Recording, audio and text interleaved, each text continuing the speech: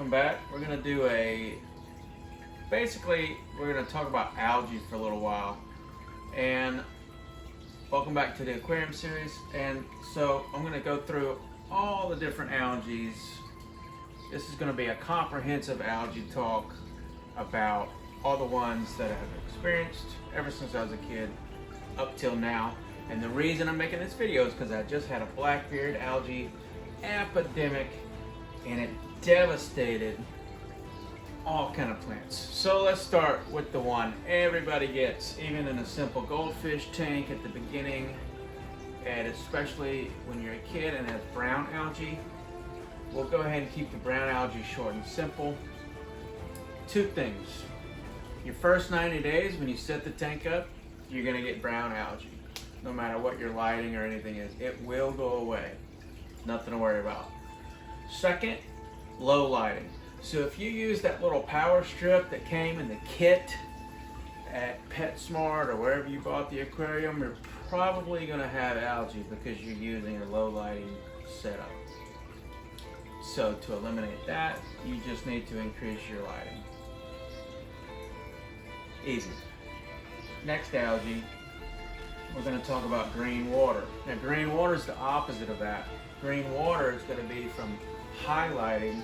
It's going to be too powerful lights. Quick fix for the green water, the UV bulb, the UV light. So I have actually got a 13 watt bulb in my canister filter I use with the UV light. You get a UV light, the green water instantly will disappear. The next algae I'm going to talk about is blue-green algae, which is a bacteria, cyanobacteria. It is a pain in the butt once you get it.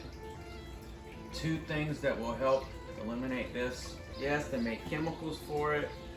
I defeated it personally without chemicals. I did a blackout on the tank. Most people recommend a 3-day blackout. From my experience, a full 4-day blackout is what's really required to help knock it out. Maybe in 2 weeks, do another 4-day blackout. Also, nitrates. For a long time, I had 0 nitrates. The plants were just sucking them up. A little goes a long way. I had bought this chemical right here you can get at Home Depot or Lowe's, stump remover. It's potassium nitrate. It puts nitrates in the water and it'll help your plants grow and start to battle the blue-green algae. I have now finally, 0 blue-green algae. Next algae, this is the reason for the video. The dreaded blackbeard algae. What causes the blackbeard algae? And you're gonna keep hearing lighting, lighting, lighting. My lighting doesn't go over 8 hours. I cut it down to 6 hours. I cut it down 50%. The plants died, and the blackbeard algae survived. The plants couldn't hang on. It was over everything. It was over rocks. It was over stumps and leaves. It grows on anything that doesn't move. So any older leaf, it's gonna just decimate it. I'll try to put some before and after pics on there. It just decimated the tank. So what did I finally find to get rid, to at least stop the blackbeard algae from growing? Your CO2. So step one is stabilize the CO2. What I had wrong with me, and I'll put a video up there, is the reactor had stopped spinning and it got clogged. And I didn't know it. Anyway, the CO2 levels fluctuate. I cleaned the reactor. I made sure all the CO2 levels were back in sync. And then just manual removal. All you can do is just cut, and cut it off. But I'll tell you what, the little animal that made me a believer, once I got it stabilized, I took everything out, peroxide it. Let me talk about the peroxide for a minute. So you're going to find on YouTube tons and tons of videos where people are peroxiding inside the tank. My personal experience with the peroxide and blackbeard algae is it melted everything it touched. I dipped my broadleaf swords in there, melted them, killed them. It burned the tips of my Amazon swords, burned them. Luckily they lived.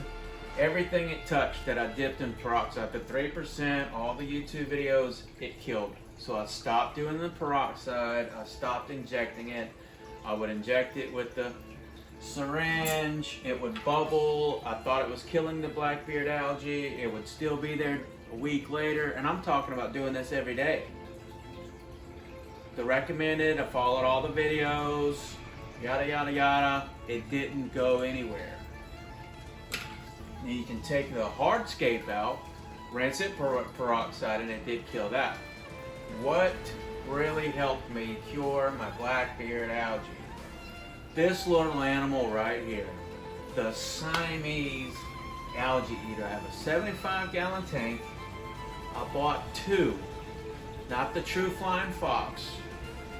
They will eat some blackbeard algae. Get the Siamese algae eater, 2 in a 75-gallon tank, and before and after, this is what it looks like.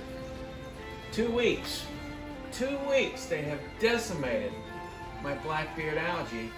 They eat other algae. They'll even go after the flake food when I feed it in, but they will eat it. The autocinchus won't touch it. Snails won't touch it. I tried Excel.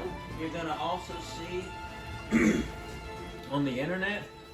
Well, you just dose Excel every day. I've got an auto doser that doses 3 milliliters of Excel for algae purposes every day. Doesn't do anything. If anything, it just makes the fish feel ill. So I hope this was helpful with some of your algae issues. I can just go through my own personal experiences on each type that I've had over the years. Oh, one last algae, green spot algae. So I've got green spot algae, as you can see on the glass of the aquarium.